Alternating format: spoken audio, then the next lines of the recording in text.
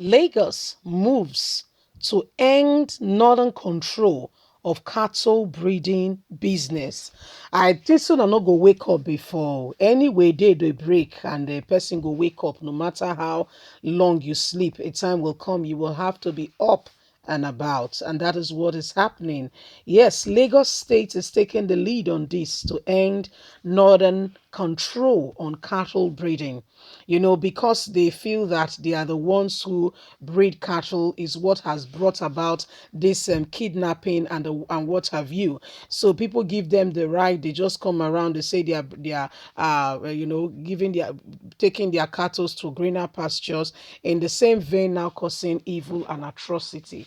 Anyway, Lagos State is moving to say enough is enough. Let's end this rubbish now. Please don't forget to give us a thumbs up. Subscribe if this is your first time. Let's get all the details.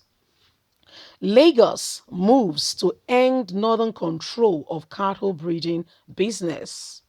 Ranched by the stoppage of food item and cattle to the south from the north by the Amalgamated Union of Foodstuffs and Cattle Breeder Association of Nigeria in the last week of February and early March 2021, and the negative effects of the blockage, Southwest governors, particularly Lagos, have begun the process of ending the region dependence on agricultural products from the northern parts of the country.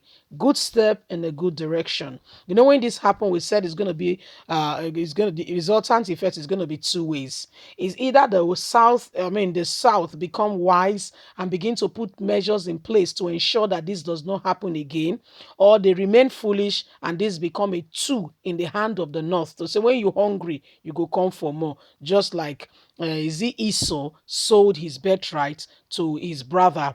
Okay, Jacob, he sold his birthright to Jacob because of food. Let's continue. It will be recalled that the Amalgamated Union of Foodstuffs and Cattle Breeders of Nigeria had in February stopped the movement of cattle and food products to the south while protesting losses incurred by its members during the NSAS and the blaze which occurred and blazed many properties in the Shasha market in Oyo State. The union also went on to demand payment of compensation of 475 billion to its members before the blockage can be lifted. Many articulated vehicles conveying cattle and food products like grains, yam, potato, onion, pepper, and other commodities were stopped by the union task force at the northern border with the south. This results in scarcity and hike in the price of meat and other food items in the market in the south for the period of the blockage, which is lasted. Why winning at the matter? The Youth Council of Elders YCE has described the blockage as the wake-up call to the South. A chieftain of the YCE, Dansaki Samuel Agbo, said, I want to congratulate the Northerners for taking that action because they gave us a wake-up call from our long slumber. Let them take back their foodstuffs and eat it. There shouldn't be any quarrel about it. But the herders should stop grazing their cattle on our farmland because it's their cattle that eat up our fresh corn and cassava. And we want them to stop it now. 1.5 months after the suspension of the blockage, Lagos State government seemed to have heeded the call of the YCE chieftain to wake up from their slumber and start producing agricultural produce for the consumption of our people. To actualize the production feed Lagos project, the state government recently out several policies and programs. One of them is stakeholders engagement on the red meat value chain held in Ikeja. Speaking in the private sector, delegates at the conference and State Commissioner for Agriculture, Mrs. Abisola Olusonya, called on them to partner with the state to establish feed lots for cattle rearing and fattening in the facilitation of reforming and sanitization of red meat food chain. She further said that the partnership became necessary as it would ensure better production and supply of cattle for consumption in the state. The feed lots, she said, had helped revive rescuing and fattening the cows, which might have traveled from the north from where they were brought down to Lagos before being slaughtered for operational and conventional use.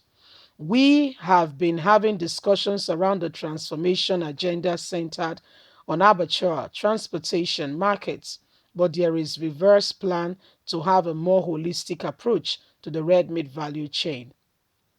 We are not just focusing on the abattoirs alone, which are processing lines. We are starting right from the animal identification system, meaning right from the source or point of origin of the cattle. That is why we want to establish feedlots in the state so that we have cattle fattening centers here in Lagos. Having feedlot centers mean that the cattle can rest, they can be fattening so that people can make good profits and have even more wholesome meat on their table. We will look to deliver and achieve all these things this year if possible. So we can start off with a plot project. So we want the relevant private sector to partner with us to establish the feedlot everywhere. Everything is going to be private sector driven, as the government is only to create the necessary enabling environment, the commissioner has stated. She, however, noted that the feedlot system is not just for resuscitating and fattening alone, but for purpose of rearing cattle themselves in the state. We have lands in Lagos and we can use this to grow our own cattle. Mr. Babajide Sanwo-Olu wants the state to be self-sufficient in terms of food production. Fantastic, a good step in the right direction. What do you think? Southwest is beginning to wake up from the long-awaited slumber. It's about time, ain't it? Yes, it's about time.